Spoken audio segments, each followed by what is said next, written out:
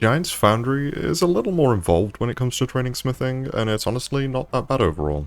This is going to be a quick little guide on a couple of bits and what you'll need for it, as well as the requirements for starting, a couple of useful plugins for while you're here, and getting the supplies for training too, as well as kind of what to expect while you're here. The requirements for Giants Foundry are the completion of Sleeping Giants quest. We're also going to want at least 50 smithing for this, so if you haven't already, complete the Knight's Sword quest, which will immediately bump you up to 29 smithing from level 1, and then Sleeping Giants will bump you up to level 33. And you can also use this method I'm about to show you with Iron and Steel instead to bump up to 50, and then switch over to the Steel and Mithril to go from 50 to 70. Plugin you're going to want to install is called Easy Giants Foundry, and this is just going to add highlights over things and give a more clear visual cue for a lot of the actions that you'll be completing while doing this minigame. The other is World Hopper, and this is baked into RuneLite already. You can set your World Hop key to something you don't ever use, so in my case I use numpad 3 on my keyboard. Onto the gear and inventory, wear whatever weight reducing equipment you have, but leave your torso empty. You'll also want to wear ice gloves, so make sure you have those.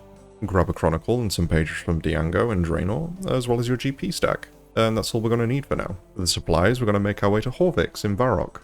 You can use your Chronicle to teleport to the Champions Guild and then run north there. We're going to want to buy 16 steel plate bodies and 12 mithril bodies. Simply buy and hop worlds until you're done. You'll also want to equip one of the steel plate bodies, just so you have enough supplies for the full trip that we're going to be doing. You can use an alt to sell to Horvik if you have one of those, and it does help because it reduces the need to world hop at all, and it does make it a little bit more cozy. Use the minigame teleport to get back to the foundry, and then we're going to get started on what we need to do. Once you're here, we'll be using a mix of 16 steel and 12 mithril. Start off by talking to Kovac and getting your first commission. Click the mold, and the plugin will highlight your best molds that you have available for each section, so click the highlighted mold, and then click the next section like so. Head on up to the cauldron and use your steel plate body on it. Deposit 4 of these, and then deposit a further 3 mithril plate bodies. Click to pour it into the mold, and then you get to begin the fun bit. Unequip your Chronicle and pick up the preform. First, take it over to the waterfall to cool it, so it's in range of the first tool. Click on the trip hammer and wait for it to be finished. If you run out of heat, go over to here to be able to add a little bit more heat to it. But just take note of the numbers on each section, as it'll show you how much heat and how many actions you have left for each tool.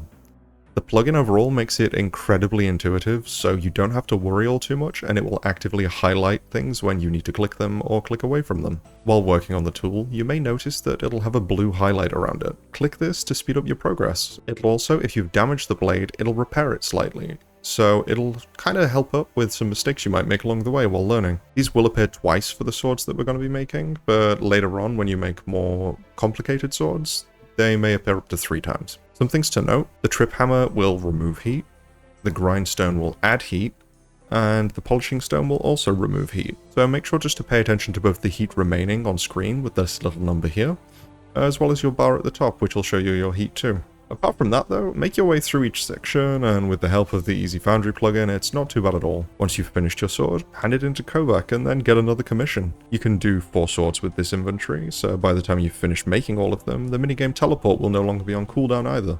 So you can use your Chronicle to get back to Horvik, buy another inventory of bodies, and then minigame back again. Post 70 smithing, you'll want to wait until you have access to Prifddinas to continue, as after this you'll have better options, but I'll make a follow-up guide on that in the future. Hopefully this does help you though, and it makes your early grinds a little bit more easier, and makes you realize you don't really need to spend all that much GP on it too. But that's everything. To get from 30 to 70 using this, going from the steel and iron to the mithril and steel, it'll take you around 8 hours total. That's with hopping and buying and doing everything else, so it's not too bad overall. But anyway, if this was helpful at all, a sub is appreciated, and like to push the video a little bit more for people too, so it can help others. And yeah, I'll see you guys in the next one.